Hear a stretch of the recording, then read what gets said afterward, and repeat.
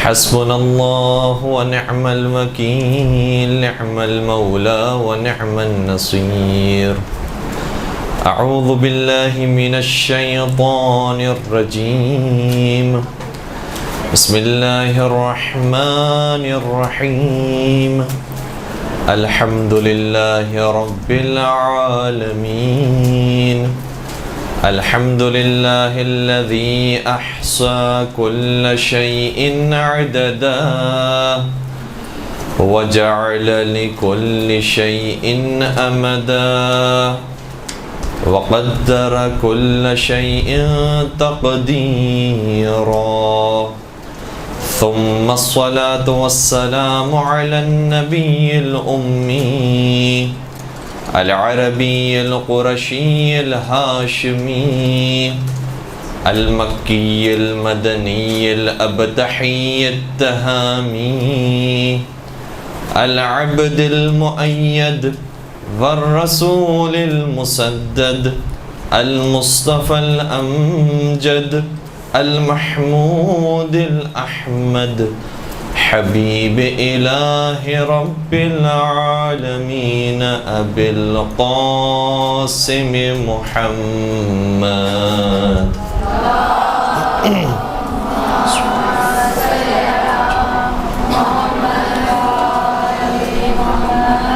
وعلى أهل بيته الطيبين الطاهرين المعصومين المظلومين الذين أذهب الله عنهم الرجس وطهرهم تطهيرا.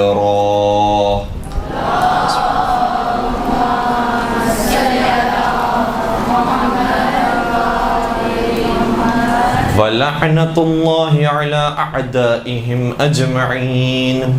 أما بعد فقد قال الله تبارك وتعالى في محكم كتابه المجيد والفرقانه الحميد.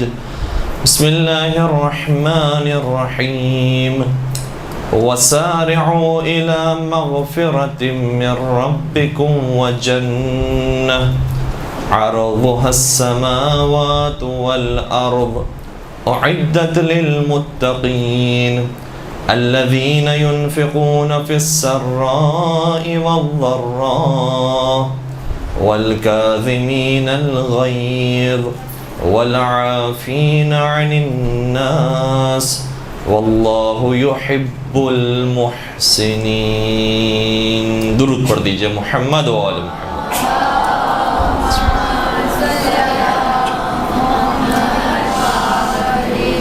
ویسے جو درود کی آواز تھی یہ تو ماہ رمضان میں روزے داروں کی درود کی آواز ہوتی ہے.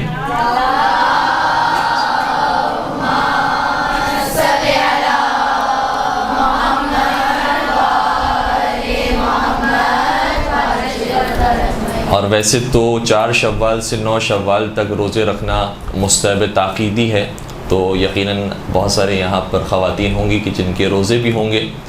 لیکن بہرحال ماہ مبارک رمضان کا اختتام ہو چکا اور اب 11 مہینوں کے بعد دوبارہ سے یہ ماہ ہمیں نصیب ہوگا. ماہ رمضان کے جو برکتوں والا مہینہ تھا، رحمتوں والا مہینہ تھا، جس میں ایک ایک قرآنی آیت کی تلاوت کا ثواب پورے قرآن کریم کو ختم کرنے کے برابر تھا. اور جس مہینے کے اندر اگر کسی کو افطار کروا دیا ہے، کھانا کھلا دیا ہے، چاہے روایت کے مطابق پیغمبر اکرم کی خطبے کا جملہ یہ ہے کہ اگر کسی کو 1 گلاس پانی پلا دیا ہے یا کسی کو 1 کھجور کھلا دی ہے اور اس طریقے سے اس کا افطار کروایا ہے تو پورے غلام کو آزاد کرنے کا ثواب اسے نصیب ہوتا تھا. وہ مہینہ تو اب ختم ہو گیا ہے، لیکن ایسا نہیں ہے کہ مہینہ ختم ہو گیا تو خدا بھی ختم ہو گیا، ہم ختم ہو گئے، زندگیاں ختم ہو گئی، ہماری سانسیں رک گئیں.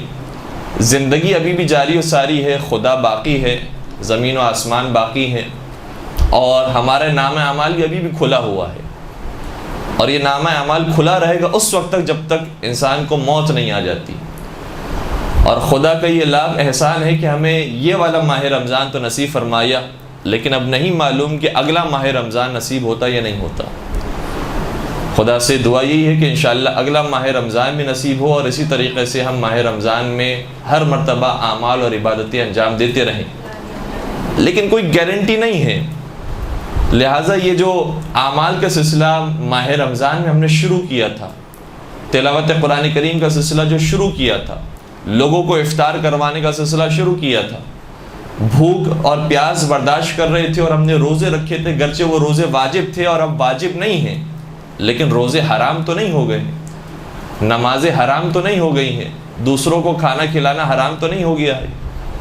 جس طریقے سے ماہ رمضان میں انسان نے ٹریننگ حاصل کی تھی اور نیک اعمال کی طرف آیا تھا، اللہ کے راستے کی طرف آیا تھا، وہ اللہ اب بھی موجود ہے اور وہ اب بھی ہمارے نام اعمال کو دیکھ رہا ہے، لکھ رہا ہے، اس کے فرشتے لکھ رہے ہیں۔ لہٰذا اس سلسلے کو توڑنا نہیں ہے، جاری رکھنا ہے۔ اور قرآن کریم نے یہ پیغام کئی جگہوں پر دیا ہے۔ ایک جگہ پر جو ابھی سرنامہ کلام میں آپ کی خدمت میں آیت بیان کی، ارشاد ہوتا ہے وَسَارِعُوا إِلَىٰ مَغْفِرَةٍ مِّن رَبِّكُمْ وَجَنَّةٍ۔ سارعو کا مطلب ہوتا ہے جلدی کرو، جلدی کرو، انتظار نہ کرو کسی چیز کا، انتظار نہ کرو کسی مہینے کا، محرم کا انتظار نہ کرو، رمضان کا انتظار نہ کرو، ماہ رجب کا انتظار نہ کرو، جلدی کرو۔ کس چیز کے اندر جلدی کرو؟ ویسے تو ایک معروف مقولہ ہمارے یہاں یہ ہے کہ جلدی کا کام شیطان کا کام ہوتا ہے، لیکن قرآن کریم نے خود کہا ہے کہ جلدی کرو۔ کس چیز میں جلدی کرو؟ وَسَارِعُوا إِلَىٰ مَغْفِرَةٍ مِّن رَبِّكُمْ وَجَنَّةٍ، خدا کی مغفرت حاصل کرنے میں اور خدا کی جنت کو حاصل کرنے میں جلدی کرو، جلدی کرو۔ جب تک تم زندہ ہو جلدی کر لو، پھر زندگی کے بعد پھر نام اعمال بند ہو جانے والا ہے، پھر نہیں معلوم کہ ہمارا نتیجہ کیا برآمد ہوتا ہے۔ ابھی جو زندگی ملی ہوئی ہے، ابھی جو سانسیں جاری ہیں، اس میں جلدی کر لو۔ اور یہ سانسیں بھی جو جاری ہیں، یہ بھی خدا کی دین ہے کہ جو جاری ہیں، جب خدا ان سانسوں کو روکنا چاہے تو روک لے۔ قرآن کریم کے اندر آیت آتی ہے وَلِلَّهِ مُلْكُ السَّمَاوَاتِ وَالْأَرْضِ، پروردگار کے لیے زمین و آسمان کی ساری ملکیت ہے۔ تو ہمارے جو اعضاء و جوارح ہیں یہ بھی خدا کے اختیار میں ہیں۔ جب خدا، اب ہمیں کچھ کرنے کی ضرورت نہیں، خدا صرف اپنا لطف و کرم ہماری سانسوں پر سے ہٹا لے تو یہ سانسیں بند ہو جائیں گی، پھر جتنی بھی کوشش کر لیں، جتنی بھی توانائی لگا دیں، پھر سانس نہیں آئے گی۔ ابھی جو دل کی دھڑکن جاری ہے، خدا کے لطف و کرم ہے جو جاری ہے، اگر خدا نہ چاہے تو یہ لطف و کرم ختم ہو جائے اور دھڑکنیں وہیں پر رک جائیں، آدمی مر جائے۔ اور کتنے ہی جوان ایسے ہیں کہ جو اس دنیا سے رخصت ہوئے، کتنے ہی بچے ہیں جو دنیا سے رخصت ہوئے، تو کوئی گارنٹی نہیں ہے کہ اب اگلا ماہ رمضان ہمیں نصیب ہوتا یا نہیں ہوتا۔ اس لیے ہر لمحے انسان خدا کی بندگی میں گزارے۔ قرآن کریم کی جو آیت ہے وَمَا خَلَقْتُ الْجِنَّ وَالْإِنسَ إِلَّا لِيَعْبُدُونَ، کہ ہمیں جو پیدا کیا گیا ہے، پیدا نہیں کیا گیا انسانوں کو اور جنات کو مگر یہ کہ وہ عبادت کریں۔ تو یہ تو نہیں کہا گیا کہ عبادت کریں ماہ رمضان میں، عبادت کریں ماہ محرم میں، عبادت کریں روز جمعہ کو، کہ جب تک زندگی ہے، جب تک یہ انسان زندہ انسان کہلانے کے لائق ہے، اس وقت تک عبادت کرتا رہے، ابھی موقع ملا ہوا۔ اور وہ جو آیت ہے قرآن کریم کی کہ جو عام طور پر ہم مردوں کے وفات کی خبر سننے کے بعد کہتے ہیں کہ انا للہ و انا الیہ راجعون، اس کا پیغام یہی ہے کہ ہم اللہ کے لیے ہیں اور اللہ کی طرف رجوع کرنا ہے، راجعون ہمیں پلٹنا ہے اللہ کی طرف۔ تو یہ سفر تو سب کو اختیار کرنا ہے، یہ ایسا ویزا ہے جو سب کو ملا ہوا ہے، چاہے امریکہ کا ویزا نہ ملا ہو، یورپ کا ویزا نہ ملا ہو، یہ ویزا سب کو ملا ہوا ہے اللہ کے پاس جانے والا، اور فلائٹ بھی طے ہے، لیکن کب یہ پرواز ہے یہ نہیں معلوم۔ لہٰذا اس سفر کے لیے کہ جو پروردگار کی طرف ہے، اس کے لیے آمادہ ہر ایک کو رہنا ہے۔ تو ہمیں سب کو جانا ہے پروردگار کی طرف، راجعون پلٹنا ہے پروردگار کی طرف۔ قرآن نے دوسرے مقام پر بھی یہ کہا ہے کہ افحسبتم انما خلقناکم عبثا وانکم الینا لا ترجعون، کیا تم یہ سمجھتے ہو کہ ہم نے تمہیں بیکار پیدا کر لیا ہے اور کیا تم ہماری طرف پلٹائے نہیں جاؤ گے؟ وہاں پر بھی وہی لفظ ہے وانکم الینا لا ترجعون، کیا تم یہ سمجھتے ہو کہ ہماری طرف نہیں لائے جاؤ گے؟ سب کا سفر اللہ کی طرف ہے۔ بلکہ میں ایک بات آپ کی خدمت میں بیان کروں کہ تاریخ میں جو شخصیات گزری ہیں، ایک طرف سے فرعون، نمرود، شداد، یزید، اس کے اوپر والے، اس کے نیچے والے، ان جیسوں کی شخصیات ہیں۔ دوسری طرف مولا حسین، ان کے والد گرامی، مولا کائنات، پیغمبر اکرم اور اولو العزم انبیاء موجود ہیں۔ چاہے اس طرف کا انسان ہو، چاہے اس طرف کا انسان ہو، ان سب کو اللہ کی طرف جانا ہے، سب کا سفر اللہ کی طرف ہے۔ لیکن فرق یہ ہے کہ یہ جو معصوم ہستیاں ہیں جب یہ اللہ کی طرف جا رہی ہوں گی تو خوش ہوں گی. جو ہم نے زندگی میں کام کیے تھے وہ اب کمائی حاصل ہونے کا وقت آ گیا, اب فصل کاٹنے کا وقت آ گیا, اب نتیجہ دیکھنے کا وقت آ گیا ہے. اب ہم نے جو کیا تھا وہ ہمارے سامنے موجود ہے, لہذا وہ خوشی خوشی اطمینان کے ساتھ جا رہے ہوں گے. اسی لیے قرآن کریم کی جو آیت ہے مولا حسین کے بارے میں بطور خاص آتا ہے, آواز غیبی کربلا کے میدان میں کیا آئی تھی؟ یا ایتھا النفس المطمئنہ ارجعی الی ربک راضیۃ مرضیہ, اے نفس مطمئنہ اپنے رب کی طرف پلٹ آ. وہاں پر بھی پلٹنا ہے, مولا حسین کو بھی آنا ہے پروردگار کی طرف. ارجعی وہی لفظ ہے, راجعون, ارجعی, ترجعون, یہ سب کا روٹ ورڈ ایک ہی ہے, رجع, رجوع کرنا ہے اللہ کی طرف. اے نفس مطمئنہ پلٹ آ, رجوع کر اپنے رب کی طرف. لیکن حالت کیا ہے اس نفس مطمئنہ کی؟ کہ راضیۃ مرضیہ, یہ اپنے رب سے راضی ہے اور اس کا رب سے راضی ہے. تو دو کردار ہمارے سامنے ہیں, پلٹنا ہر ایک کو ہے, لیکن ایک کو سختی کے ساتھ سرزنش کرتے ہوئے, ملامت کرتے ہوئے جہنم کی طرف لے جایا جا رہا ہوگا, اور ایک کو پیار, محبت, سکون, اطمینان کے ساتھ نفس مطمئنہ پکار کر راضیۃ مرضیہ کا لقب دے کر پھر کہا جائے گا فادخلی فی عبادی وادخلی جنتی, میری جنت میں داخل ہو جاؤ, میرے بندوں میں شامل ہو جاؤ. ایک وہ امتیاز حاصل ہوگا. تو خدا ابھی بھی موجود ہے, زندگیاں ہماری ابھی بھی جاری ہیں, لہٰذا وہ ذمہ داری کی جو ماہ رمضان میں انجام دے رہے تھے انشاءاللہ اب جو باقی ایام ہیں اور زندگی جب تک جاری و ساری ہے اس میں بھی انشاءاللہ کوشش کرے کہ انجام دیں. درود پڑھ دیجئے محمد و آل محمد پر.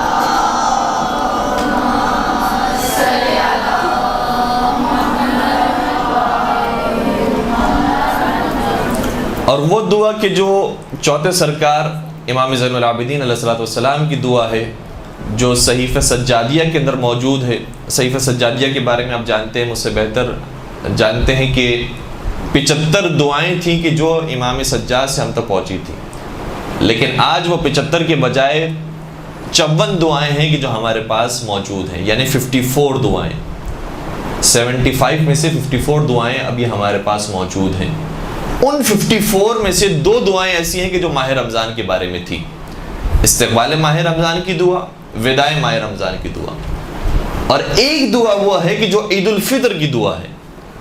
اور اس دعا کے آغاز میں یہ بھی لکھا ہے کہ یہ عید الفطر کے دن بھی مولا پڑھا کرتے تھے اور روز جمعہ بھی پڑھا کرتے تھے. تو آج روز جمعہ بھی ہے اور عید الفطر بھی گزری ہے.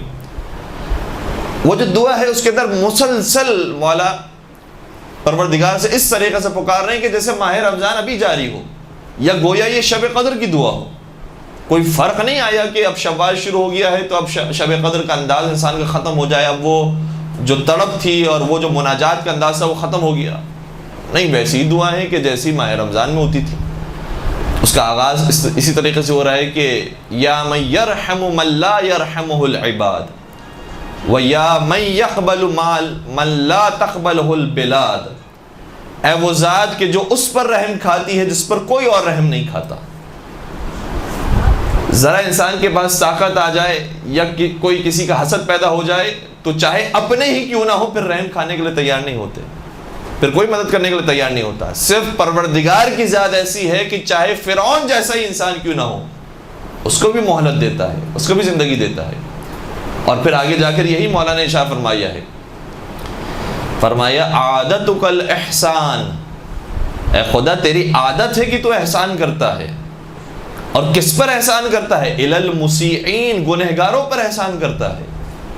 ان کا تو کیا کہنا کہ جو نیک بندے ہیں, ان کا کیا کہنا کہ جو تیرے ہی ہے, لیکن ہم جیسے گنہگاروں پر بھی تیرا احسان جاری رہتا ہے اور یہ تیری عادت میں ہے. کبھی تو یہ چھوڑتا نہیں ہے, ماہ رمضان کے لیے تیرے مخصوص نہیں ہے کہ تیرا احسان ماہ رمضان میں جاری ہے اور اس کے بعد ختم ہو جائے. عادتک الاحسان, تیری عادت میں ہے کہ تو احسان کرتا ہے. الی المسیئین وسنتک الابقاء علی المعتدین, اور تیری سنت میں ہے کہ تیرا احسان جاری و ساری رہتا ہے ان کے اوپر بھی جو تجھ سے تجاوز کرتے ہیں اور حد سے بڑھ جاتے ہیں. اور پھر کتنا احسان, کتنی مہلت, اتنی مہلت کہ مولا سجاد شاہ فرماتے ہیں حتی لقد غرت اناتک عن الرجوع, تو نے اتنی چھوٹ دے دی ہے انہیں, تو نے اتنی چھوٹ دے دی, اتنی آزادی انہیں دے دی ہے کہ ان کو اس آزادی نے دھوکے میں ڈال دیا ہے کہ جیسے انہیں نجات حاصل ہو گئی ہے۔ کیا خوبصورت انداز ہے عید الفطر کی دعا ہے۔ تو شب قدر ہو، ماہ رمضان ہو یا باقی ایام ہو، جب تک یہ سانسیں جاری ہیں اور جب تک زندگی موجود ہے، خدا کے ہمیشہ مطیع و فرما بردار اور عبادت گزار بندے بن کے رہنا چاہیے۔ اور مولا متقیان امیر المؤمنین حضرت علی بن ابی طالب علیہ السلام کے بارے میں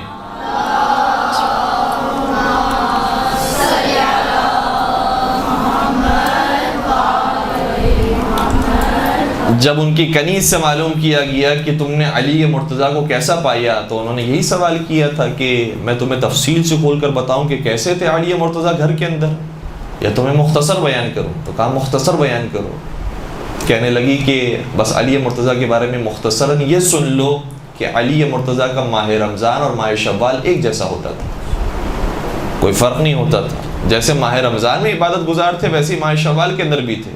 ایسا نہیں تھا کہ ماہ رمضان کے بعد آزادی ہو گئی، چھٹی ہو گئی، اب جو کام نہیں کیے تھے وہ تو کیے تھے، لیکن اب وہی دنیا والوں کے راستے کی طرف انسان آ جائے۔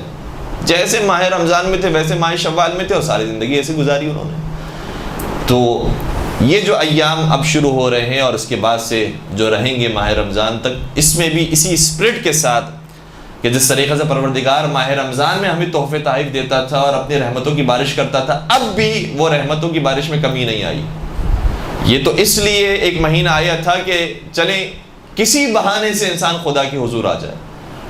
اب وہ بہانہ ہمیشہ پروردگار کہیں نہ کہیں مختلف انداز سے جاری و ساری رکھتا ہے، اور خدا نے کئی مرتبہ اپنے حبیب کے ذریعے ہم تک یہ پیغام دیا ہے کہ مجھے وہ بندہ بہت پسند ہے، وہ مجھے بندہ بہت زیادہ محبوب ہے کہ جو اپنی ساری سابقہ غلطیوں کو بھلاتے ہوئے اب یہ طے کرتا ہے کہ مجھے اب خدا کے راستے کی طرف آ جانا ہے،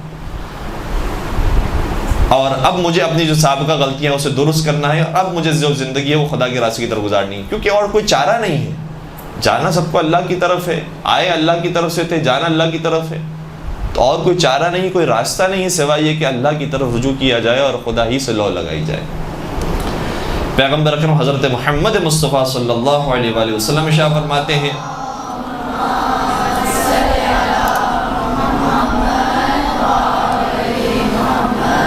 مختلف الفاظ کے ساتھ یہ حدیث ہم تک پہنچی ہے، لیکن وہ جملے کہ جو امالی شیخ توسی کے اندر موجود ہیں وہاں سے میں آپ کی خدمت بیان کر رہا ہوں، اور ویسے تو شاید یہ ایک تفصیلی روایت ہے، یا جناب ابو ذر غفاری سے پیغمبر اکرم نے مخاطب ہو کر ارشاد فرمایا ہے، اور جناب ابو ذر غفاری کی بار بار پیغمبر اکرم سے ملاقات ہوا کرتی تھی، اور ایسا محسوس ہوتا ہے کہ کئی ساری روایتوں میں ایسا بھی آیا ہے کہ پیغمبر اکرم جب مسجد میں تشریف لاتے اور کوئی موجود نہیں ہوتا، اس وقت ابو ذر غفاری موجود ہوتے تھے، اور کئی سارے سوالات انہوں نے ایسے موقع پر کیے ہیں کہ جب کوئی نہیں تھا پیغمبر اکرم کے ہمراہ۔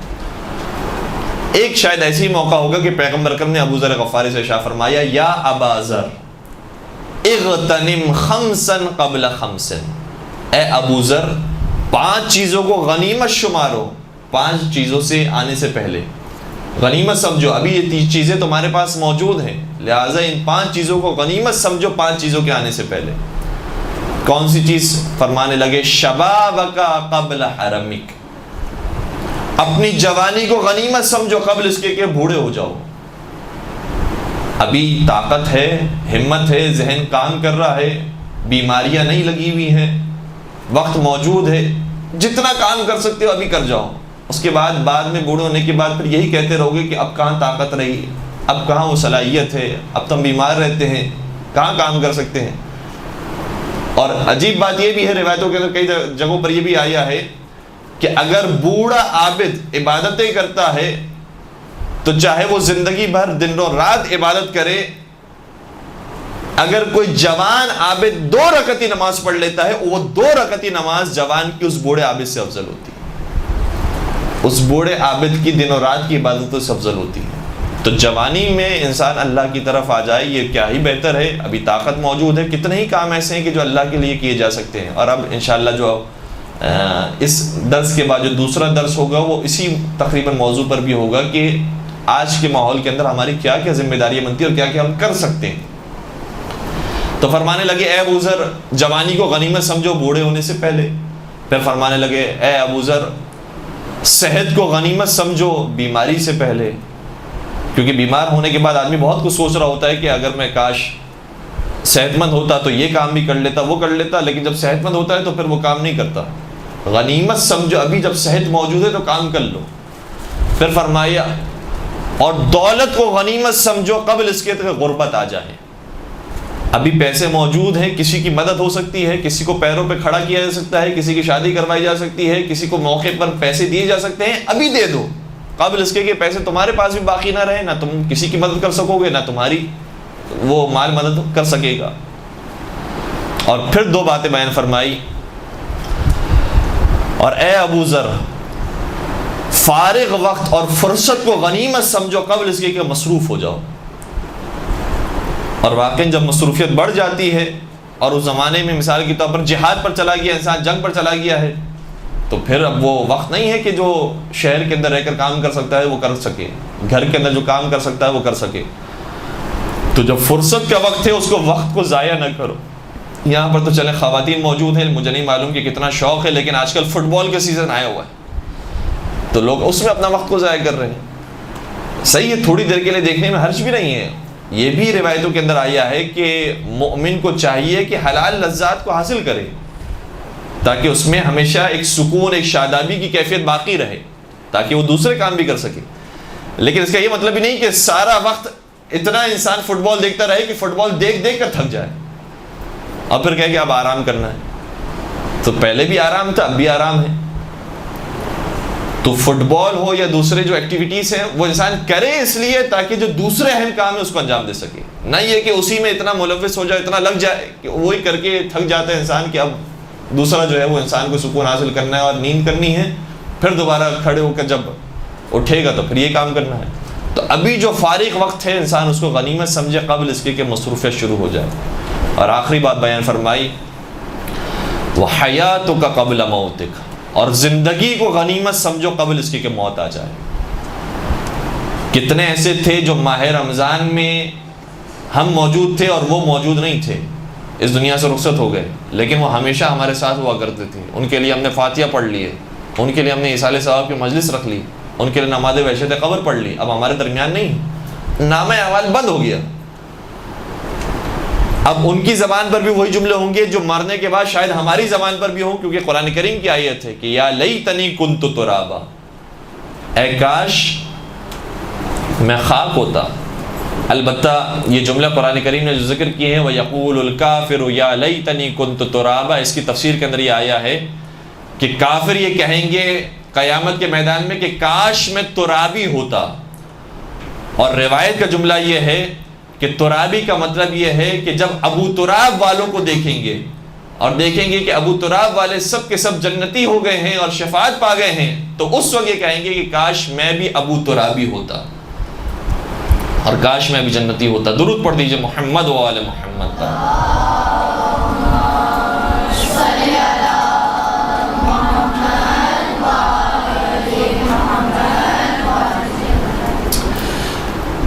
ایک مسئلہ ہمارے یہاں کا، اور وہ تو ہر جگہ کا ہے، انسانی فطرت کے اندر شاید یہ بات موجود ہے، مزاج انسان کا ایسا ہے کہ جیسا معاشرہ چل رہا ہوتا ہے ہم بھی ویسے ہی چلتے ہیں۔ معاشرہ جو ہے وہ شب قدر کو عبادتیں کرتا ہے، ہم بھی عبادتیں کرتے ہیں۔ معاشرہ عید کے دن گانے سنتا ہے، وہ بھی کر لیتے ہیں۔ محرم کے اندر نوحے سنتا ہے، وہ بھی کرتے ہیں۔ محرم ختم ہونے کے بعد پھر وہی معاملات شروع ہو جاتے ہیں، وہ بھی کرتے ہیں۔ تو جیسا معاشرہ چل رہا ہوتا ہے ویسے ہی چلتے ہیں۔ معاشرے میں اگر صفائی ستھرائی ہوتی ہے، اگر دبئی چلے گئے ہیں، یورپ چلے گئے ہیں، باہر ملک سے چلے گئے ہیں، وہاں پر اپنے ہاتھوں میں کچرا رکھیں گے جب تک کہ ڈسٹ بن نہ آ جائے، اور یہاں تو ہر جگہ پر ڈسٹ بن موجود ہے، فوراً سے ہی کھانا کھانے کے بعد پھینک دی۔ تو چونکہ پورا معاشرہ ایسا ہے ہم بھی ویسے ہی ہو گئے، اور وہاں کا معاشرہ چونکہ ویسا ہے، اچھا ہے، صاف ستھرا ہے، ہم ویسے ہو گئے۔ تو اگر اس طریقے سے انسان نے زندگی گزاری، اور یہ بھی قرآن کریم کی آیت ہے کہ جو جہنم میں جانے والے ہیں ان کی حالت دیکھ کر جنتی جب سوال کریں گے کہ تم جہنم میں کیسے آ گئے، تو ان کے 4 جوابات میں سے ایک جواب یہ بھی ہوگا وَكُنَّا نَخُوضُ مَعَ الْخَائِضِينَ، اور ہم دنیا والوں کی طرح رہا کرتے تھے۔ دنیا والے اگر برے ہو جاتے تھے تو ہم بھی برے، اگر وہ اچھے ہو جاتے تو ہم بھی اچھے ہو جاتے تھے۔ تو خود ہمارا کوئی دین ایمان نہیں تھا، ہم کوئی سمجھ بوجھ نہیں رکھتے تھے کہ کہاں حق ہے کہاں باطل ہے، کہاں اچھائی ہے کہاں برائی ہے، جیسے دنیا والے کر رہے ہیں ویسے چلا کرتے تھے۔ اگر یہاں پر حجاب کیا جاتا ہے تو حجاب میں رہتے تھے، اگر باہر حجاب نہیں کیا جاتا، برا سمجھا جاتا ہے، سارے لوگ بد حجاب ہوتے ہیں، بے حجاب ہوتے ہیں، تو وہاں پر بھی ایسے ہو جاتے تھے۔ تو اکثریت کا مزاج یہ ہوتا ہے کہ جو دنیا کر رہی ہے ویسے ان کے ساتھ ساتھ چلتے ہیں، یہ نہیں دیکھتے کہ کہاں پر راستہ سیدھا ہے اس طریقے سے جائیں۔ اور انبیاء کرام کا، بالخصوص پیغمبر اکرم کا، آل رسول کا طریقہ کار یہ ہوتا تھا کہ دنیا والے جو کر رہے ہیں اگر غلط کر رہے ہیں تو ان کے برخلاف عمل کرتے تھے۔ اگر وہ اپنی بیٹیوں کو زندہ درگور کر رہے ہیں تو پیغمبر اکرم فاطمہ زہرا کے احترام میں کھڑے ہو جاتے تھے، ان کے ہاتھوں کو بوسہ دیتے تھے، اپنی مسند پر بٹھاتے تھے۔ تو اگر وہ بد اخلاق ہیں، اگر وہ بد تہذیب ہیں، تو ہمارے لیے تو یہ حق نہیں بنتا کہ ہم بھی بد تہذیب ہو جائیں۔ تو ماہ رمضان کے بعد صحیح ہے دنیا والوں نے چھوڑ دی عبادتیں، دنیا والوں نے چھوڑ دی دینداری، لیکن ہمیں تو اتنی سمجھ بوجھ ہے، ہمیں تو معلوم ہے کہ کیا صحیح ہے کیا غلط ہے، لہٰذا اس راستے کو نہیں چھوڑتے۔ ایک دین ہے جس کا نام ہے آئین بودا، اور اس آئین بودا کا جو سربراہ ہے اس کا نام بھی بودا ہے، البتہ اس کا نام کچھ اور تھا لیکن مشہور ہو گیا بودا کے نام سے۔ اور بودا دراصل ایک درخت کا نام تھا جس درخت کے نیچے وہ عبادتیں کرتا تھا۔ یہ بودا کسی سلطان کا بیٹا تھا، کسی بادشاہ کا بیٹا تھا، اور اس بودا کی قبر میرے خیال سے ملیشیا کے اندر موجود ہے، اور اس کے کئی سارے مجسمے بھی ملیشیا میں پائے جاتے ہیں۔ یہ بودا جب پیدا ہوا تو باپ یہ چاہتا تھا، جیسے ہر بادشاہ کی خواہش یہ ہوتی ہے اور ہمارے وزیروں کی بھی یہ خواہش یہ ہوتی ہے کہ ان کا بیٹا بھی وزارت کے اندر آئے، ان کا بیٹا بھی سیاست کے اندر آئے، ان کے بیٹے کو بھی کوئی نہ کوئی حکومت کے اندر عہدہ مل جائے۔ تو اس سلطان کو بھی خواہش یہ تھی کہ جو جس بیٹے کی ولادت ہوئی ہے اس کو بڑا ہو کر واقعاً بڑا سلطان بنائے کہ پوری دنیا پر یہ حکومت کر سکے۔ اس نے بڑے بڑے حکیموں سے مشورے لیے، جو پڑھے لکھے لوگ تھے ان سے مشورے لیے کہ کیا کرنا چاہیے، اگر میں اس کو پوری دنیا کا حکمران بنانا چاہتا ہوں تو مجھے کیسے اس کی تربیت کرنی چاہیے۔ کہا کہ اگر تم پوری دنیا کا حکمران بنانا چاہتے ہو تو اس کی تربیت ایسے کرو کہ اسے کسی قسم کی کوئی تکلیف نہ پہنچے، خوشی کے اندر، سکون کے اندر، اطمینان کے اندر یہ پروان چڑھے، جوان ہو تو اس میں وہ طاقت، وہ قوت ہوگی کہ یہ پوری دنیا پر حکومت کر سکے گا۔ کیا ٹھیک ہے، اب اس کے لیے کیا کرنا ہوگا؟ کیا اس کے لیے کہ ہم الگ سے محل تعمیر کرواتے ہیں جس کے اندر دنیا کی ہر قسم کی سہولتیں موجود ہیں، اس کے پاس نوکر چاکر موجود ہیں، ہر قسم کی فیسلٹی موجود ہے، یہ اسی ماحول کے اندر پروان چڑھتا رہے گا اور کوئی تکلیف جب نہیں پہنچے گی تو یہ دنیا کا بادشاہ بن جائے گا۔ بادشاہ نے کام کرنا شروع کیا اور یہ بچہ پیدا ہوا، اس کے بعد لڑکپن اس کا گزرا، نوجوانی میں جب یہ داخل ہوا اور ابھی اسی عیش و عشرت کے ماحول کے اندر رہتا تھا کہ جو چیز اس نے مانگی وہ حاضر ہو گئی، جیسا کھانا مانگا وہ آ گیا، جیسا لباس مانگا وہ آ گیا، جیسا بستر مانگا وہ آ گیا، جو خواہش کی وہ آ گئی۔ ابھی جب نوجوانی میں داخل ہوا تو اس کے ذہن میں ایک سوال آیا، اور اس کا ایک مشیر تھا، اس کا ایک دوست تھا، وہ آیا کرتا تھا اس سے بات چیت کرنے کے لیے۔ اس کو وہ سوال کہا کہ مجھے یہ بتاؤ کہ یہ جو محل ہے یہ تو ویسے بہت بڑا ہے، اس کے اندر ساری سہولیات آسائشیں موجود ہیں، لیکن مجھے یہ بتاؤ کہ اس محل کے باہر کیسی زندگی ہوتی ہے، اس محل کے باہر کیا ہوتا ہے۔ اب مشیر کو کہا گیا تھا کہ اسے کوئی ایسی بات نہ کہنا کہ جس سے تکلیف ہو جائے اسے، لہٰذا کہا کہ شہزادے بالکل ایسی ہی زندگی ہے جیسے آپ کی زندگی ہے ویسی سب کی باہر بھی زندگی ہے، سب کے محلات ہیں، سب اسی طرح ہنسی خوشی رہتے ہیں، خوشحال رہتے ہیں۔ کہ اچھا، بہت اچھی بات ہے، تو چلو ہم باہر چلتے ہیں، دیکھتے ہیں کہ باہر لوگ کس طریقے سے رہتے ہیں۔ اب یہ روکنے کی بہت کوشش کرتا ہے کہ نہیں، میں نے آپ کو کہا نا کہ آپ کی طرح ہی رہتے ہیں اور آپ کی طرح ہی اٹھتے بیٹھتے ہیں، جو چاہتے ہیں مل جاتا ہے اور یہ چیزیں وہ چیزیں۔ تو کہا نہیں، میرا دل چاہتا ہے میں باہر دیکھوں۔ اچھا، اسے ایک مرتبہ تو روک لیا، بادشاہ تک بھی بات پہنچی۔ بادشاہ نے پھر اپنے حکیموں کو بلایا کہ بھائی یہ تو باہر جانا چاہتا ہے، باہر کی جب زندگی دیکھے گا اور دیکھے گا کہ وہاں تو غریب بھی موجود ہیں، ضرورت مند بھی موجود ہیں، اور پھر ان کی ایسی حالت دیکھے گا، دنیا کو دیکھے گا تو تکلیف ہوگی، تو پھر اگر اسے تکلیف ہوگی تو پوری دنیا کا بادشاہ نہیں بن سکے گا۔ کیا کیا جائے؟ کہا گیا کہ ویسے تو اس کو پوری کوشش کی جائے کہ محل کے اندر ہی رکھا جائے، اور اگر یہ بات نہ مانے تو محل کے دروازوں کو بند کر دیا جائے۔ یہ کام کیا گیا اور بالآخر محل کے دروازے بند کر دیے گئے۔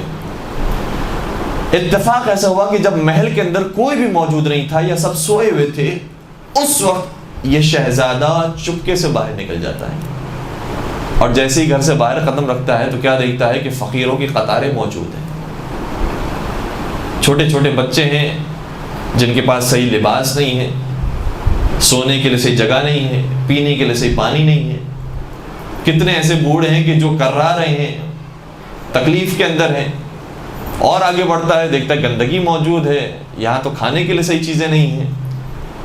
تھوڑا سا اپنے ہی شہر کو جب گھوم کر آتا ہے اپنے محل کے اندر تو اپنے دروازے کو بند کرتا ہے اور بہت روتا ہے، بہت روتا ہے، اور یہ سوچنے لگتا ہے کہ میں نے تو ابھی کیا دیکھا تھا دنیا کے اندر، میری تو دنیا صرف یہی دنیا تھی، اس کے باہر کی اصل جو دنیا تھی وہ تو میں نے دیکھی نہیں تھی، تو میری مصنوعی سی جعلی سی دنیا بنائی ہوئی تھی۔ اپنے باپ کو کہا کہ مجھے اس محل سے نکالا جائے اور میں باہر جا کر کام کرنا چاہتا ہوں، باہر جو ضرورت مند ہیں ان کی مدد کرنا چاہتا ہوں۔ بادشاہ نے پھر حکیموں سے معلوم کیا، حکیموں نے کہا کہ نہیں، اسے باہر نہیں جانے دینا ورنہ پھر تمہارا صحیح جانشین نہیں بن سکے گا۔ بالآخر یہی مسئلہ ہوتا رہا۔ ایک حکیموں نے تجویز یہ پیش کی کہ بادشاہ اگر آپ چاہتے ہو کہ اسے اسی دنیا کے اندر رکھو اور اسی ماحول کے اندر، اسی محل کے اندر، عیش و عشرت کے اندر رکھو، تو ایک خوبصورت سی محفل برپا کرو، اس محفل کے اندر بہترین قسم کے کھانے بھی پکائے ہوئے ہوں اور بڑے بڑے عمرا سفرا کو لایا گیا ہو اور رقاصائیں موجود ہوں اور جو جو عیش و عشرت کے سامان سب موجود ہوں، تاکہ یہ اس کے اندر مگن ہو جائے اور اسی کو یاد کرے اور کہے کہ بار بار اس قسم کی محفلیں ہونی چاہیے تاکہ اس کا دھیان باہر کی دنیا سے نکل جائے۔ کہا ٹھیک ہے، ایک محفل کو منعقد کیا گیا، اس قسم کی رقاصائیں بلائی گئیں، کھانے لگائے گئے، خادمین موجود تھے، قہقہے لگانے والے لوگ موجود تھے، ہنسانے والے لوگ موجود تھے، ساری چیزیں موجود تھی، اور اس طرح سے محفل جمائی گئی۔ جب شراب پی پی کر لوگ بے ہوش ہونے لگے اور مست ہو گئے اور نشے میں آ گئے، یہاں تک کہ آہستہ آہستہ محفل کے لوگ سونے لگے یا چلے گئے، تو یہ جاگا رہا، بیدار رہا، اس نے شراب نہیں پی تھی، جاگتا رہا، دیکھتا رہا کہ کون کیا کر رہا ہے۔ اور جب آدھی رات سے بھی زیادہ کا وقت ہو گیا، حتیٰ رقاصائیں بھی نشے میں آ گئیں اور وہ بھی لیٹ گئی، سو گئیں، اور کوئی موجود نہیں تھا دیکھنے والا، تو اس وقت یہ کھڑا ہوا اور ایک ایک کو دیکھنا شروع کیا۔ اب سننے والی بات ہے، اب ایک ایک کو دیکھنا شروع کیا۔ کہتا ہے کہ میرے سامنے جو بہترین غذائیں لا کر رکھی گئی تھی، اب میں ان غذاؤں کو دیکھتا ہوں تو اس کے اندر صرف ہڈیاں ہیں اور وہ غذائیں خراب ہو گئی۔ یہ جو خوبصورت رقاصائیں آئی تھیں، نشے میں آنے کے بعد، سونے کے بعد ان کی خوبصورتی ختم ہو گئی۔ یہ جو بڑے بڑے امیر کبیر افراد تھے، جو بڑے ٹھاٹ باٹ کے ساتھ بیٹھے ہوئے تھے، نشے میں آنے کے بعد، سونے کے بعد، ان کی بھی ساری خوبصورتی ختم ہو گئی۔ پھر باہر نکلا اور پھر باہر نکل کر دیکھا کہ میں جو جو چیز دیکھتا ہوں صحیح ہے، بظاہر عارضی طور پر کچھ چیزیں ایسی ہیں جو خوبصورت نظر آتی ہیں، کچھ چیزیں ایسی ہیں جو بہترین اچھی نظر آتی ہیں، لیکن ایک قانون اس کے ذہن میں بنا، اور وہ قانون بہت اہم ہے جو ہمارے آپ کے سب کے ذہنوں میں ہونا چاہیے۔ وہ قانون یہ ہے کہ صحیح ہے، ہر چیز خوبصورت ہوتی ہے، لیکن ہر خوبصورتی کو زوال ہے، ہر خوبصورتی ایک نہ ایک دن زائل ہو جاتی ہے، ختم ہو جاتی ہے۔ جو اچھے سے اچھا کھانا ہو وہ سڑ جاتا ہے، برباد ہو جاتا ہے۔ میں نے دنیا کی ساری چیزوں کو دیکھا، ساری چیزوں کے اندر زوال موجود ہے، اور مجھے اس کے پیچھے جانا ہے کہ جو زوال ناپذیر ہو، جس کو زوال نہ آتا ہو۔ لہذا دنیا کی کوئی چیز ایسی نہیں ہے کہ جس کو زوال، جس کو جو زوال سے بچی ہوئی ہو، سب کو زوال آتا ہے۔ ہاں، کوئی ایسا ہوگا جس نے اس دنیا کو بنایا ہے، اس دنیا کو چلا رہا ہے، اور یہ دنیا اسی طریقے سے چل رہی ہے، یقیناً وہ ذات ایسی ہے کہ جس کو کوئی زوال نہیں ہے۔ لہٰذا محل کی زندگی چھوڑتا ہے، سلطنت کو چھوڑتا ہے، اور بہت دور گاؤں میں جا کر ایک درخت کے سامنے بیٹھ کر عبادتیں کرتا ہے، سجدے کرتا ہے، اور اس کا نام بعد میں بودا پڑا یا گوتم بدھ پڑا، اور پھر اس کے نام سے مقبرے بھی بنے اور اس کے نام سے بت وغیرہ بھی بنے، اور بعد میں اس کے جو پیروکار تھے اور ماننے والے تھے انہوں نے اس کے دین کو منحرف کر دیا۔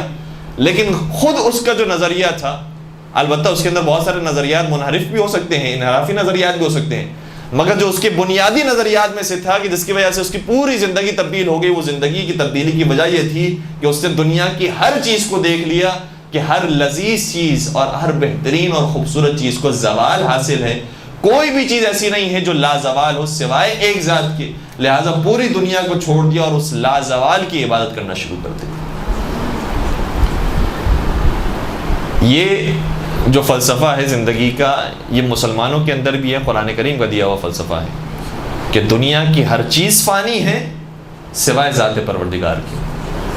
کل شیء فان، دنیا کی ہر چیز فنا ہو جانے والی ہے سوائے ایک ذات کے، لہٰذا اس ذات کے پیچھے جانا ہے اور اس ذات تک ہمیشہ ہمیشہ اس سے لو لگا کے رکھنی ہے۔ ایک درود پڑھ دیجیے گا، محمد و آل محمد۔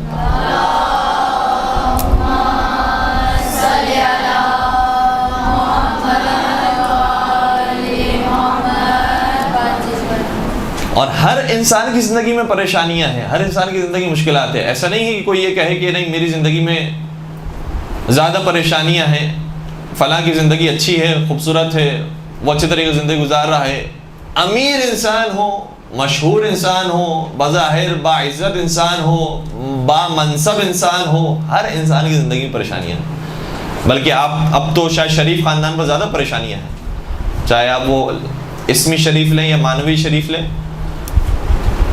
تو کوئی کتنا ہی بڑا ہی کیوں نہ ہو جائے، ہر ایک پریشانیوں کے اندر آتا ہے۔ پریشانیوں سے حل کا صرف ایک راستہ ہے جو قرآن کریم نے دیا ہے کہ الا بذکر اللہ تطمئن القلوب، تطمئن القلوب، کہ صرف یاد پروردگار وہ ہے کہ جس سے دلوں کو سکون حاصل ہوتا ہے۔ تو یاد پروردگار کے ساتھ زندگی گزاری جا رہی ہو تو چاہے سونے کے لیے نرم بستر موجود نہ ہو، کھانے کے لیے لذیذ غذائیں موجود نہ ہو، مکان کوئی عالیشان نہ ہو، لیکن چونکہ یاد پروردگار کے ساتھ ہے اور اس سوچ کے ساتھ ہے کہ میں جو کر رہا ہوں وہ پروردگار کی نعمتوں پر بہترین شکر ادا کر رہا ہوں، اس کی بہترین عبادت کر رہا ہوں، اس سے زیادہ اطمینان انسان کو کسی اور چیز سے حاصل نہیں ہو سکتا۔ کربلا کے میدان میں مولا حسین سب کچھ قربان کرنے کے بعد جو فوج یزیدی ہے وہ گواہی دیتی ہے کہ مولا کے چہرے کی نورانیت میں مزید اضافہ ہوتا تھا، ان کے اطمینان میں، ان کے سکون میں مزید اضافہ ہوتا تھا کہ جو میں کام کرنے جا رہا ہوں اس کام کو خدا دیکھ رہا ہے اور اس سے بہتر کام نہیں ہے جو مجھے انجام دینا ہے۔ کربلا کے میدان میں صبح عاشور ایک واقعہ ملتا ہے کہ بریر حمدانی اپنے اصحاب سے، اپنے ساتھیوں سے مذاق کر رہے تھے، تو عبد الرحمن انصاری نے اسے کہا کہ تمہیں کیا ہو گیا ہے، آج جہاد کا دن ہے، آج عاشور کا دن ہے، آج لڑنے کا دن ہے، تمہیں مذاق سوجا ہوا ہے، تو مذاق کر رہے ہو؟ تو کہنے لگا کہ عبد الرحمن میں کیا کروں، ساری زندگی جو میں نے گزاری ہے اب مجھے زندگی کی کمائی حاصل کرنی ہے، میں اپنے نظروں کے سامنے جنت کو دیکھ رہا ہوں، جب میری نظروں کے سامنے جنت ہو تو میں خوش نہ ہوں تو کیا کروں؟ صرف ایک وار کا، صرف ایک تلوار کا فاصلہ ہے، یہ وار میرے اوپر آئے گا، میں مروں گا، مجھے جنت مل جائے گی۔ نواس رسول کے ساتھ ہوں، نواس رسول کے حکم کے مطابق جنگ لڑ رہا ہوں، اس سے بڑی بہترین زندگی کیا ہو سکتی؟ اور اسی طریقے سے شہزادہ قاسم کا جو جملہ ہمارے مجالس کے اندر بارہا بیان کیا جاتا ہے کہ شہزادہ قاسم سے جب پوچھا گیا کہ آپ کو موت کیسی لگتی ہے، تو یہ جواب وہی دے سکتا ہے کہ جس کی زندگی اتنی اچھی گزری ہو، جس کی زندگی اتنی پاکیزہ ہو، وہ یہ کہہ سکتا ہے کہ امی احلی من العسل، چچا جان موت تو میرے لیے شہد سے زیادہ شیرین ہے، مجھے دنیا کی نعمتوں میں اتنی لذت محسوس نہیں ہو رہی جتنی موت کے اندر ہو رہی ہے کہ مجھے اسی سفر پر جانا ہے جس سفر پر ہر ایک کو جانا تھا، میں نے بھی وہی سفر کرنا ہے اور وہ سفر میرا بہترین سفر ہونے والا ہے۔ لہٰذا پھر انسان بہت سکون کے ساتھ زندگی بھی گزار رہا ہوتا ہے اور موت بھی آتی ہے تو بہت سکون کے ساتھ آتی ہے۔ ثعلبہ انصاری پیغمبر اکرم کے زمانے کا واقعہ ہے۔ ثعلبہ انصاری پیغمبر اکرم کے صحابی ہیں اور پیغمبر اکرم کے پیچھے صف اول کے اندر نماز پڑھا کرتے تھے۔ بار بار آتے ہیں پیغمبر اکرم سے عرض کرتے ہیں کہ یا رسول اللہ آپ میرے لیے دعا کریں، آپ میرے لیے دعا کریں کہ پروردگار مجھے مال و دولت عطا کرے۔ پیغمبر نے شاہ فرمایا اے ثعلبہ جو تمہاری حالت ہے اسی حالت پر خوش رہو۔ کہا کہ نہیں یا رسول اللہ، اچھا کئی مرتبہ اس نے آ کر یہ باتیں کی، میں اس کا خلاصہ بیان کر رہا ہوں۔ کہا یا رسول اللہ اگر میرے پاس دولت آ گئی، مال آ گیا، میں آپ کی مدد کروں گا، آپ کے دین کی مدد کروں گا، زکوٰۃ دوں گا، دین کا فائدہ ہوگا۔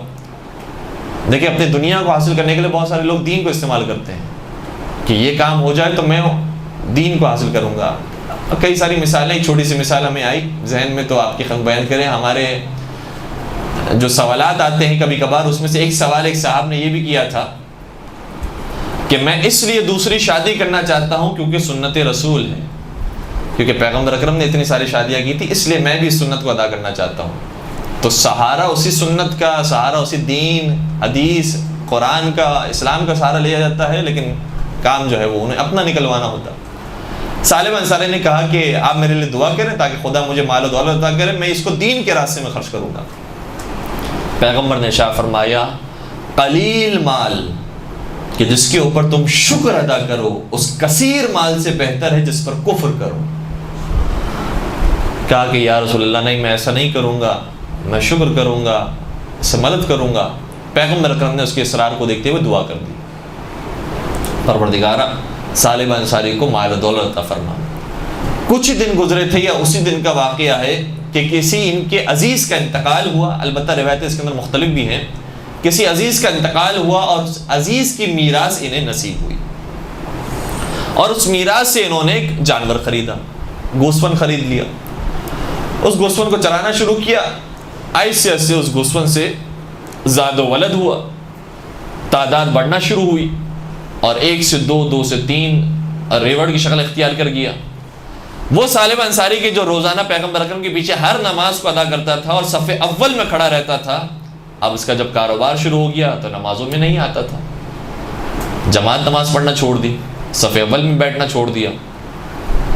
یہاں تک کہ اس نے اتنے سارے جانور ہو گئے، اتنا بڑا غلہ بن گیا کہ مدینے سے باہر اپنے جانوروں کو چرایا کرتا تھا، اور جمعے کے دن صرف ایک نماز پڑھنے کے لیے پیغمبر کے پیچھے آتا تھا. اچھا، پھر اتنے سارے جانور ہو گئے، اتنا کام بڑھ گیا، اتنا کام بڑھ گیا کہ اب اس نے وہ جو دین کی جو چھوٹی چھوٹی باتیں تھیں اب اس کو بھی چھوڑ دیا. پہلے تو نماز کو ویسے ہی چھوڑ دیا تھا، ایسے ایسے جماعت کو چھوڑ دیا، دوسری چیزوں کو چھوڑ دیا. یہاں تک کہ پیغمبر اکرم کو جب اطلاع ملی کہ سالبہ انصاری کے پاس اتنے جانور ہو گئے ہیں کہ جو زکوٰۃ کے حد نصاب تک پہنچتے ہیں، تو اب اس نصاب کو، اس زکوٰۃ کو لینے کے لیے افراد کو بھیجا گیا. جب یہ افراد پہنچے ہیں سالم انصاری کے پاس اور کہا کہ آپ کا جو غلہ ہے وہ پہنچ جاتا ہے حد نصاب تک، لہٰذا آپ کچھ زکوٰۃ دیجیے جو آپ پر زکوٰۃ واجب ہے. کہنے لگا کہ اپنے رسول سے کہنا کہ کیا میں کافر ہوں جو میں زکوٰۃ دوں؟ کافروں سے جزیہ لیا جاتا ہے، میں تو مسلمان ہوں، مومن ہوں، میں نے تو جتنا کمایا ہے وہ حلال سے کمایا ہے، میں کس بات کی زکوٰۃ دوں؟ کہ زکوٰۃ مسلمانوں کے اوپر واجب ہے، آپ ہی کو زکوٰۃ دینی ہے. جزیہ صحیح ہے کافروں کے اوپر واجب ہے، اس کا طریقہ کار اور ہے، لیکن ہم آپ سے زکوٰۃ لیں گے اور پیغمبر نے بھیجا ہے. تو آپ پیغمبر سے کہہ دینا کہ سالبہ تمہیں کوئی مال نہیں دے گا، تمہیں کوئی جانور نہیں دے گا، کیونکہ یہ اس کی کمائی ہے، یہ اس کا حاصل کرتا ہوا مال. جب پیغمبر تک یہ اطلاع پہنچی تو پیغمبر نے دعا کی تھی اور سالبہ انصاری کی دنیا بن گئی تھی. لیکن پیغمبر چاہتے ہیں کہ انسان کی دنیا بھی اچھی ہو، آخرت بھی اچھی ہو. یہ نہیں چاہتے کہ انسان کی آخرت برباد ہو جائے، دنیا اچھی ہو جائے اور اس کے بعد پھر انسان کافی افسوس ملتا رہے. لہٰذا پھر پیغمبر اکرم نے دعا کی کہ پروردگارہ سالبہ انصاری کے مال سے برکت کو ہٹا دے. اور جیسے ہی دعا ہوئی اس کے بعد جانور اس کے مرنا شروع ہوئے، تعداد کم ہونا شروع ہوئی، اور جیسے پہلے صف اول میں کھڑے ہو کر نماز پڑھتا تھا ویسے کھڑے ہو کر نماز پڑھنے لگا. تو بعض لوگوں کی دنیا اچھی ہو جاتی ہے اور دعا کرتے ہیں تو بہتر بھی ہو جاتی ہے اصرار کرنے کے بعد. یہ بھی ایک فلسفہ ہے کہ کسی چیز کو جس کو پروردگار نہ چاہتا ہو، بہت زیادہ اگر اصرار کیا جائے کہ نہیں پروردگار اگر تو نے مجھے دے دیا میں تیرے راستے کو نہیں چھوڑوں گا، نہیں چھوڑوں گا، نہیں چھوڑوں گا، کئی مرتبہ انسان کہتا رہتا ہے، تو خدا ایک مرتبہ دے بھی دیتا ہے اور دینے کے بعد آزماتا ہے کہ دیکھو تمہارے کہنے پر ہم نے دے دیا ہے، اب تم اپنے وعدے کو پورا کرنا. ایک صاحب تھے، بے اولاد تھے، بہت زیادہ تمنا تھی ان کی وائف کی کہ اولاد ہو جائے. بالآخر دعائیں کر کے، اصرار کر کے، سارے اعمال کر کے اولاد ہو گئی. لیکن جب اولاد ہو گئی، ایک سفر پر تھے، ابھی 2 سال کا بچہ تھا، اور 2 سال کا بچہ سفر پہ تھا، اور سفر میں ایسا ایکسیڈنٹ ہوا کہ ان کا بیٹا پیرالائز ہو گیا، فالج ہو گیا، اور اس قدر اب بری حالت میں ہے کہ صرف ماں باپ کی زندگی یہ ہو گئی کہ اس بچے کو اٹھا کر ایسی جگہ پر رکھیں کہ اس کی زندگی کی سانسیں چلتے رہیں. تو بہت زیادہ اگر کسی چیز کے بارے میں اصرار کیا جائے وہ بھی نامناسب ہوتا ہے. یہ دعا کی جائے کہ پروردگار اگر میرے حق میں بہتر ہے تو مجھے عطا فرما. میں نہیں جانتا کہ میری تقدیر میرے لیے کیا بہتر ہے، لیکن تو جانتا ہے کہ میری تقدیر میں کیا بہتر ہے، لہٰذا جو میرے لیے بہترین تقدیر ہے وہ مجھے عطا فرما. تو اگر مال و دولت میرے لیے بہتر ہے وہ مجھے عطا فرما، اگر نہیں بہتر ہے تو اسی پر راضی رہنے کی، اسی پر خوش رہنے کی توفیق نصیب فرما. میرے لیے زیادہ علم کا ہونا بہتر ہے تو مجھے عطا فرما، لیکن زیادہ علم اگر میرے لیے وبال جان بن جاتا ہے تو اس علم کو مجھے نصیب نہ فرما کہ جو علم غیر نافع ہو. ہم بار بار دعا کرتے ہیں پروردگار سے، پروردگارہ وہ علم عطا فرما کہ جو علم نافع ہو، وہ مال عطا فرما کہ جو مال مفید ہو اور ہمارے بھی کام کا ہو اور جس سے دنیا والوں کو بھی فائدہ ہو. مولائے متقیان امیر المؤمنین حضرت علی ابن ابی طالب علیہ الصلوۃ والسلام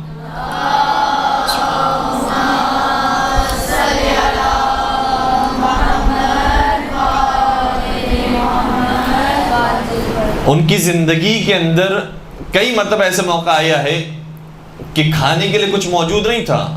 کیا علی مرتضیٰ کی جو در خیبر کو 2 انگلی سے اکھاڑتے ہوں، وہ کہ جو اونٹوں کی قطاریں دے دیتے ہوں، وہ کہ جو سائل کو انگوٹھی دیتے ہوں، وہ کہ جن کے لیے سورج پلٹتا ہو، وہ کہ جن کے گھر میں ستارہ اترتا ہو، وہ علی مرتضیٰ ان کے پاس کھانے کے لیے کچھ نہیں تھا اور بھوکے تھے.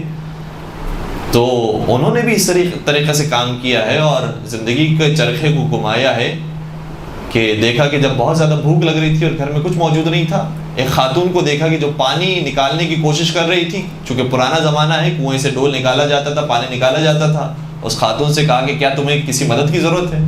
کہا کہ ہاں، اگر تم میری مدد کر دو تو بہت بہتر ہوگا. کہا کیا دو گی انعام میں؟ اگر میں نے تمہارے لیے پانی کا ڈول نکالا تو مجھے کیا اجرت ملے گی؟ کہ ہر ڈول کے بدلے 1 کھجور، ہر ڈول کے بدلے 1 کھجور. مولا متقیان نے اس کی مدد کی، 17 بلکہ 16 ڈول نکالے اور اس نے 16 کھجوریں دی مولا کو. مولا وہ کھجوریں لے کر جب مسجد کی طرف آئے تو دیکھا پیغمبر اکرم موجود تھے. پیغمبر اکرم کے سامنے پیش کی کہ یا رسول اللہ آپ یہ کھجوریں تناول فرمائیں. اور پھر مولا کائنات نے بھی ان کھجوروں سے تناول فرمایا اور رسول اکرم نے بھی اس کھجوروں سے تناول فرمایا. تو ضروری نہیں ہے کہ دینے کے لیے انسان کے پاس بہت ہو، مال و دولت ہو، تب جا کر انسان یہ باتیں کرے کہ میرے پاس ہو تو پھر میں دوں گا. اگر کچھ نہ بھی ہو، مولا متقیان کے پاس اس وقت، البتہ یہ خاص وقت کا واقعہ ہے، اس وقت کچھ نہیں تھا. لیکن کچھ نہیں ہونے کا مطلب یہ نہیں کہ انسان اپنے ہاتھوں کو چھوڑ دے اور روک لے، کیونکہ علی مرتضیٰ ہی کے لیے یہ آیت نازل ہوئی ہے وَإِذَا نَاجَيْتُمْ، کہ جب تم چاہتے ہو کہ رسول اکرم سے سرگوشیاں کرو اور رسول اکرم سے خلوت میں ملاقات کرو تو ضروری ہے کہ پہلے صدقہ دو. ان تقدموا بین یداکم صدقہ، کہ تم پہلے صدقہ نکالو اور پھر پیغمبر اکرم سے ملاقات کرو. تمام مفسرین نے بات لکھی ہے، چاہے اہل سنت ہو چاہے اہل تشیع ہو، کہ صرف واحد علی مرتضیٰ تھے جنہوں نے اس آیت پر عمل کیا اور جن کے پاس کچھ موجود نہیں تھا صدقہ دینے کے لیے، لیکن اس کے باوجود انہوں نے ملاقات رسول کو نہیں چھوڑا اور 1 دینار قرضے میں لیا، اس 1 دینار کے 10 درہم بنائے اور 10 درہم کو ایک ایک کر کے صدقہ دیا کرتے تھے اور 10 مرتبہ پیغمبر اکرم سے ملاقات کی ہے. یہاں تک کہ پھر یہ آیت منسوخ کر دی گئی اور کہا گیا کہ اے مسلمانوں تم اس آیت پر عمل نہیں کر سکتے ہو، لہذا تمہارے لیے وہی آزادی ہے کہ تم جب چاہو پیغمبر اکرم سے ملاقات کرو. لیکن اتنا طے ہو گیا کہ صرف مولا متقیان وہ ہیں کہ جو کچھ نہ ہونے کے باوجود بھی رائے خدا میں صدقہ دیتے ہیں اور پیغمبر اکرم سے ملاقات کا شرف حاصل کرتے ہیں. درود پڑھ دیجئے محمد و آل محمد پر.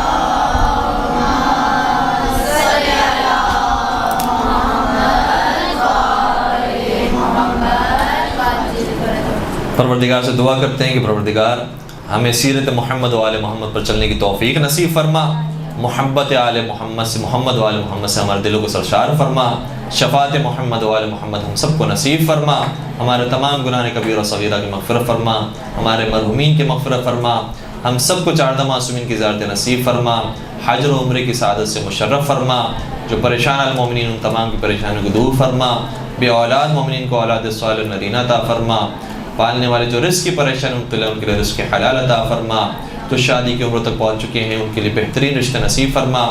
پروردگار تمام مظالم سے انتقام کے لیے اپنے آخری حجت اور ہادی امام عصر والزمان کے ظہور میں تعجیل فرما، ہمیں ان کے اعوان و انصار عاشقین و محبین میں شمار فرما۔ ربنا تقبل منا انك انت السميع العليم وتب علينا انك انت التواب الرحيم برحمتك يا ارحم الراحمين۔ اللجل اللجل يا مولا اللجل اللجل اللجل اللجل اللجل اللجل اللجل يا صاحب السماء اللجل